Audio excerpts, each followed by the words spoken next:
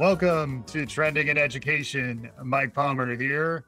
Excited today to be joined by Debbie Gibb, who is a strategist and entrepreneur. She's the senior managing director at the strategic arm of the new school that's expanding access to Parsons School of Design.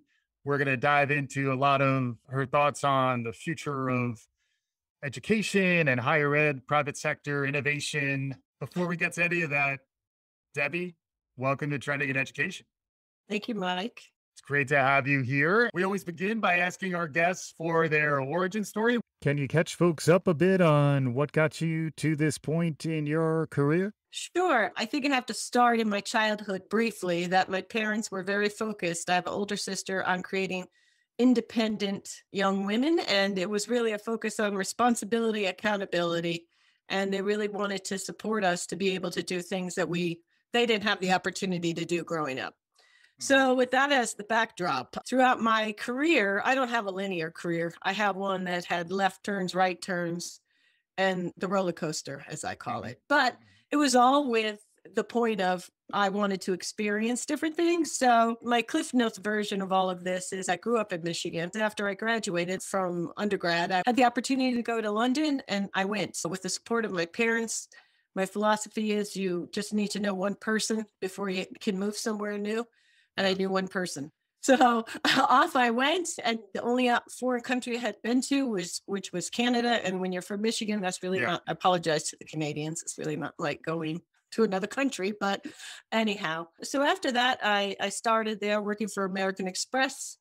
After 7 years, I wanted to come back and move to Cambridge, Massachusetts. I started working for a subsidiary of American Express. And from there, I went to New York, all the time knowing one person. Just remember that thread. So why this is important is it teaches, not only risk-taking, resilience, which was fundamental to our upbringing. And, when I had a long career at American Express, I started at a very junior level to very senior roles. And I don't know if it was an interview or it was in her book, but Michelle Obama called herself the box ticker, that she had all these things that were expected. So I was on the Michelle Obama track of ticking things off of what success was.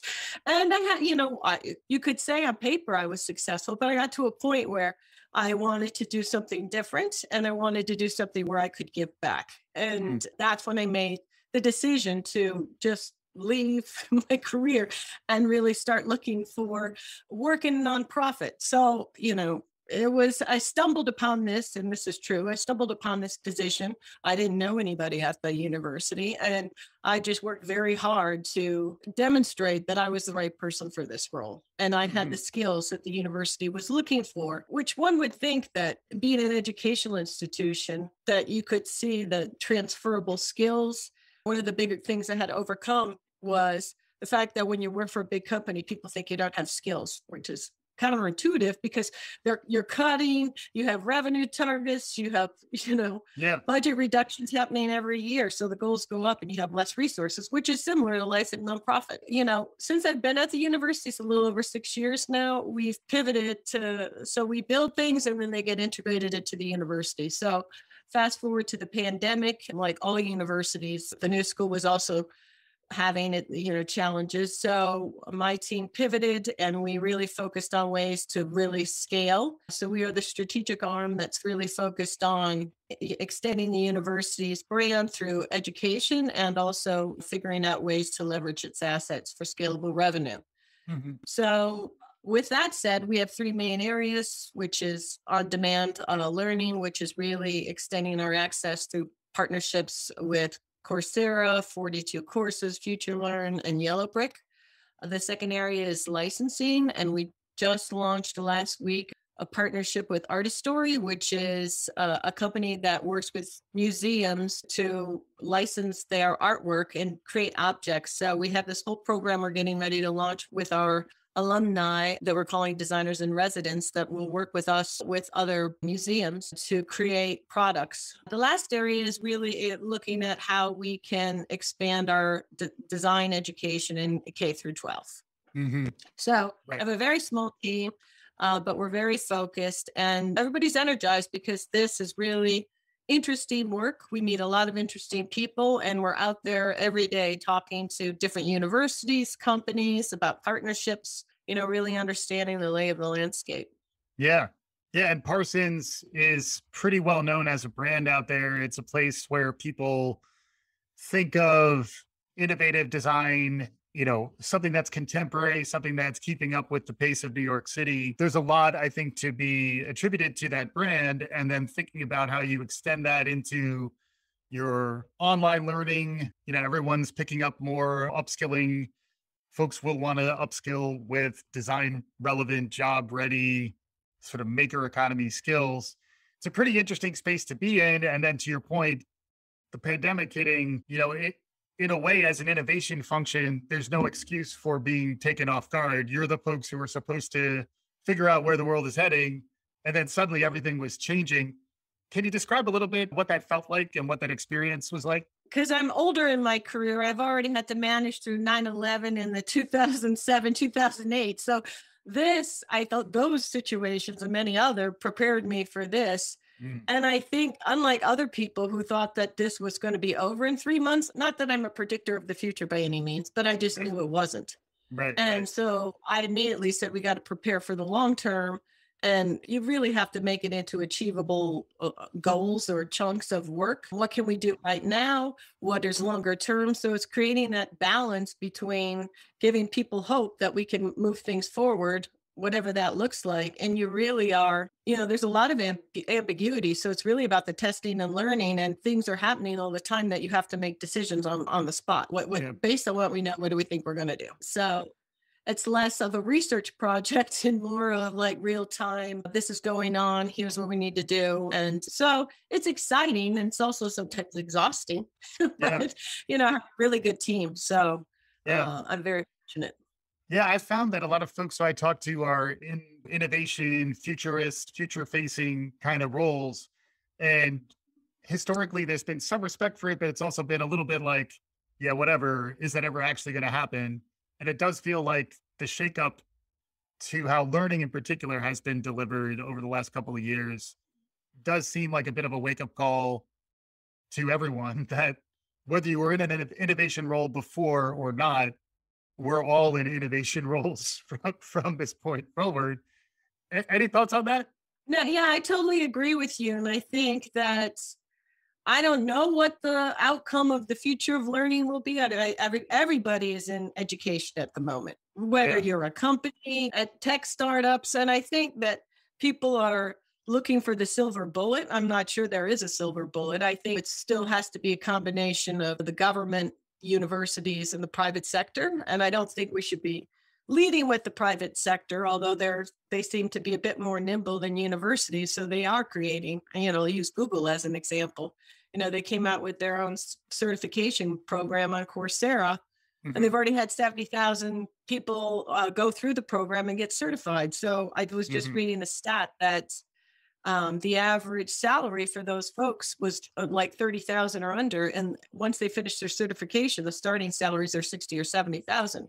Now, the Yeah. key is to convince companies that these are talented people that actually should be employed. So now Google's had 150 companies sign up to say Yeah. that they will accept these certifications. And I think the companies have to go through a shift and stop looking for the Ivy League degree students because there's a Right. lot of talented people out there that didn't have the opportunity to go to Ivy League. And so there needs to be a whole mindset shift. Yeah, absolutely. And it's not like you don't go to Harvard to study Salesforce, necessarily. But your first job that'll pay you $60,000 a year. If you know Salesforce, you'll be ready day one. You're in an interesting vantage point to understand what's going on in higher ed, and then also have the background from the private sector. And then interestingly, working with K-12, it does take an ecosystem as much as a village. Like it takes different parts of the broader educational landscape.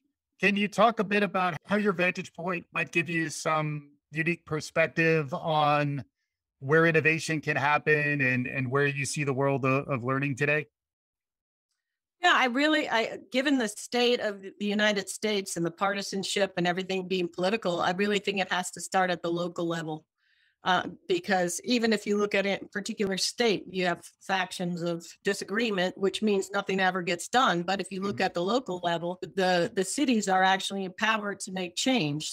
A partnership with, I want to talk a bit about Newark and their Board of Education, because their superintendent has created a 10-year plan on creating schools that are industry focused, because his whole point is he wants to create jobs in the community. He wants to be able to have these students continue to live in Newark and evolve the community into whatever it's going to become in the future. So he has a vision. He's already started for schools, high schools that are focused on industries. We partnered with Newark last year to launch the Newark School of Fashion and Design, where we are creating the curriculum for the fashion and design programs. We are also working to help them identify and hire the faculty, and we do the professional development, not just with the faculty that are the fashion and design, but also the other faculty. So, as we move forward, the programs can become more integrated. Like if you're talking about math or science, there's math and design, just to make sure that the other faculty understand what, the students are learning. And then the third area is really creating experiences with the industry for the students and giving them exposure to our students and bringing them on campus and giving them other opportunities. Now, we only just launched in September. We're now in April. So we haven't, the first cohort of ninth graders is just finishing the first year, but it's incredible. The principal and the other faculty members of Newark are the leadership is tremendous across Newark. So these students have already entered 2 fashion competitions. And this last one, which was to represent Newark, I have to look at the name here because it was the Family, Career, and Community Leaders of America fashion competition. There were 600 students. And the Newark school, they won 12 medals, with the winner going to the nationals, which is in California. So, and I'm just trying to demonstrate in a short period of time, when you have the collaboration, the cooperation, and the support, anything's possible. And perhaps Newark, I'm not saying this is not happening in other cities, but Newark you have to have these experiments to really start ingraining, because where we are right now, I don't see, we have ed tech, we have a whole portion of America trying to make money. Everybody's in K through 12. And some of it's super scary when you look at the introduction of AI and trying to determine what somebody's good at 6 years old. So you're taking away their own personal choice. Don't put kids on a track of what you think they're going to be good at, because then it becomes a self-fulfilling prophecy. So I think there's lots of optimism, and I think should be cautious, because technology isn't always the solution. Yeah. It's funny how much design thinking and even fashion is something that is part of the collective consciousness. I like to talk about zeitgeist. Like, it is almost defining the trends and the period of time that we're in. And I'm always struck by how, I have a 3-year-old now, how 3-year-olds are very fashion conscious. And then I think by the time you're a teenager, you're super fashion conscious, but like, you don't talk about any of that stuff formally. There's no introduction to these career pathways until maybe college. And then even then, fashion isn't always a career path that people understand they could even pursue in college. So that's where I do think the pathway that you're talking about, and how much of some of the design thinking and making things is very much part of what it means to be human. Can you talk a little bit about the connections between education and the ability to make things and build a portfolio? Because I do think you're really onto something, and it sounds like the results, it's still early, but it sounds like Newark, it's setting itself up for some interesting growth potential there. With the demise of public schools, which means cutting out, taking away funding, and the arts and design were cut as a number one, or music, all of those arts are skills that are important for humanity and complexity. Right. So you learn something new and how it fits in with the environment. So fundamental to Parsons core education, which is what the students are learning, is it's more of this transdisciplinary approach. So you see how all of these different disciplines are interconnected to help, inspire, the making part. So nobody's telling you to make X. It's being exposed to an environment and different contexts and different people and different types of art, whatever that art may be. It could be in different mediums, and really giving, that exposure and encouragement, right? As Mhm. art is only in the eye of the beholder, right? So Right, right, it's what whoever values art is art. And we just have to look at NFTs, like, who would right. have thought? But Mhm. anyhow, I think that it's super important that you go back to the basics. So you learn the fundamentals of what it is to make, right? It's like you could go design like a piece of pottery, let's say, in the virtual world, but do you actually physically know how to make it? And Mhm. within that context of, the tactile, I Yeah. think is important. That's what these students are getting, and getting real time input of how, and thoughts about what they're doing or help or support. So I think that kind of ecosystem is important, especially not only for high school, but you should start it. You said you have a 3-year-old, Yeah. in elementary school. It's Mhm. You've got to bring back the liberal arts, because that's what makes us human. Yeah. And increasingly, what makes us human, if you think about the future of work and 10, 15 years down the road, there'll be more and more things that are routine tasks that are going to be subsumed by automation and by artificial intelligence, leaving a different space for us to flex into. And that's why I do think connecting, the making arts, the ability to physically make things that are of value in the world is a pretty profound and very like fundamental way to understand how you engage. Getting back to the 3-year-olds, like they're always making stuff. And then at some point we pull back from that. And that's why it's inspirational for me to see these career paths exposed to folks at an early enough age that it might light a spark in someone that will actually set them up for success. And then it's actually true later on in life too. Like for me, I need to continue to upskill and stay relevant in the skills economy. Any broader impressions from you around this? There is a movement, an awakening around going skills based and mapping skills and competencies to the labor market, and then designing like a learning ecosystem that helps with those pathways. Any thoughts from you on that whole universe? I think that I think it's something like, was it 50 million adults have either an associate's or they started a bachelor's, they didn't finish. And so for them to, the way we are set up right now, we have to move to make sure everybody can have a job that they want, that creates a living wage, so they don't have to worry about the basics. We have to move to, at least for that population, skill based. I think for Mhm. the younger population, the Gen Zs, I don't know what population your 3-year-old is in, Yeah. but I think there needs to be a rethinking of fundamentally of what is work. And, the younger generations have a way to shape this. Might have a nephew who's 18. He Mhm. has a way to shape the future because he has a different perspective, and he grew up, with technology Mhm. at a different degree, even than his older sister. So I think that's important. I think in the short term, there has to be an investment in that, the skills based. Longer Yeah. term, I think we need to look at fundamental different models of how to shake up the big tech and get the control out of a few and back to the citizens. Yeah. Because people feel this. I don't mean to be political, but I think creating employee-led co-ops. That's another model that Mhm. is deployed in certain situations. That could be different ways of working, where it gives, the employees a bit more say so in what they do, or if you're going to take off again. But there has to be a realization to conclude of, you need to keep upskilling and training yourself. And I don't think that people, fully understand or embrace that. Like, some of your free time it's about learning, right? Yeah. Yeah. And increasingly it gets built back into what I frequently call learning as a benefit, where I'm going to choose to go into an organization that will think about upskilling me and think about building those kinds of packages as much as they're building in a compensation package. There is also a Right. way for me to stay ahead of some of these sort of macro job trends so that I'm not left in an awkward position where my job is no longer relevant. And also, I, skills wise, am no longer relevant.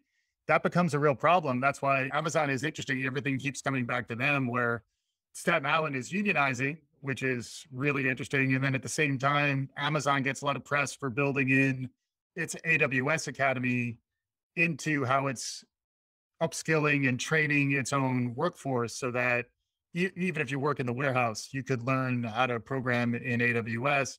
It sounds like you have some concerns about big tech versus the alternative, and the alternative is more like the Newark example, like stuff that is more under more local control, maybe mayoral control, and then more innovation. Are those the types of models Yeah. that you're gravitating towards? I am personally, I'm not saying the university is. I think those are the ones that are what should be focused, because that's how you create the economic hubs for innovation in those areas. And Mhm. I think with the Amazon and like the Walmart has also said they're supporting their employees to get their degrees. Is it additive on top of everything else? Because I think it's gotten to a point where it's hard work to get yourself from point A to point B, and there are no, you know, and it's going to be having a family, going to school and working full time. It's not easy. I did it, so I can Yeah. speak to it. Hmm. But you have to, you just have to slug through it. And I think that if you go back to the community after World War II, the federal government supported universities, the private sector to really innovate. And Hmm. like universities should really be the hub of innovation because they're not tied to shareholder value or Right.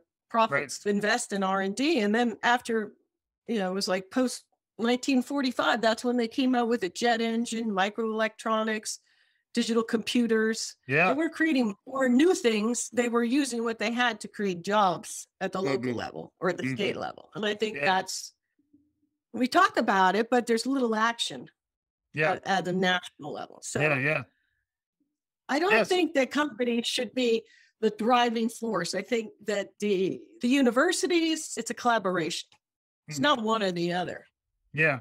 But then being in an innovation role at a university is an interesting space to be in. And then also those intersection points between, your prior career and then in some ways bringing some of those more innovative and or modern practices that you get in sort of corporate America into higher ed. What's That sounds like a really interesting space to be in. I'm sure it's hard work. We're always trying to give advice to folks who might be curious out there, or maybe it does sound like just showing up is a big part of it. And when you were talking about managing through the pandemic, just implicit in how you were attacking that problem is you're going to show up and you're going to solve it. Like there's a level to which being accountable and showing up to do not just the sexy, fun stuff, but also doing the hard work of leadership. Any experiences or any advice you'd want to share? I feel like we've all been going through these transformative experiences. From a leadership perspective, I think that you have to lead with empathy. With everything that's been going on, I have a very diverse team. So depending what's going on nationally, I've got to be aware of what somebody individually might be going through. And Mhm. I think it's just checking in and asking people if they're okay and giving them a sense that even though you don't know what the future is, you're not losing your job tomorrow, even Right. though I don't know that. You Mhm. know what I mean? So it's creating a sense of security for what you know, and just managing to that, and being authentic and really walking your own talk, which is what I try to do. And I have a team that's very vocal. So if I don't, they call me out on it. So it's good. I try to, we spoke about this before. I grew up playing competitive basketball. So everything I do is centered around a team. I'm not above them. We're all part of the same unit. And how do we flex or whatever skills we need at any given point? Yeah. Yeah. And, you know, move the ball around, so to speak, to extend the metaphor a little bit. What's out there in the world beyond what we talked about that's capturing your imagination these days? Are there other trends that you're noticing? Are there other sort of macro things happening in the world, or micro, whatever? This is a free form part of the conversation, Debbie. But anything out there nowadays that you think our listeners would benefit from being aware of? I don't know if there's anything new that I can share with your viewers that isn't already known, but for me personally, I'm a gardener, and it's really about the environment for me. Uh, Mhm. So I think if everybody spent a little bit more time with their families, going out in nature Mhm. and just looking at the diversity within a forest, that all, as studies have already shown that has a very calming effect and gets people back to what is important, because without the earth, we won't all be here. So I think Right. like really, I spend a lot of time gardening and that gives me inspiration. That's my making creative space, because I'm not actually a potter or a painter, but I'm a gardener. So that's my creativity. Yeah, yeah, yeah. And your program is called Adventures. What do you see on the horizon for Adventures? And then maybe extrapolating that a little more broadly, folks who are trying to run programs like these, like what are they and where do you see that space heading? I say that really it's the K through 12 space with a focus on middle school and making sure that that population of students has the access to, I'm just going to call it art and design and the liberal arts. I think that's really important. The federal government put a lot of money out there for K through 12, and you've probably got another 2-year runway to take advantage of that. So we are like focused on how we can extend that are to the university access in that space. So I don't have full answers for you, but we're in a lot of discussions, and it's exciting because it's not all about doing it online and just pushing up digital things to students. It's about how do you create these ecosystems at a local level that the community can support themselves. So that's Yeah. what we're looking.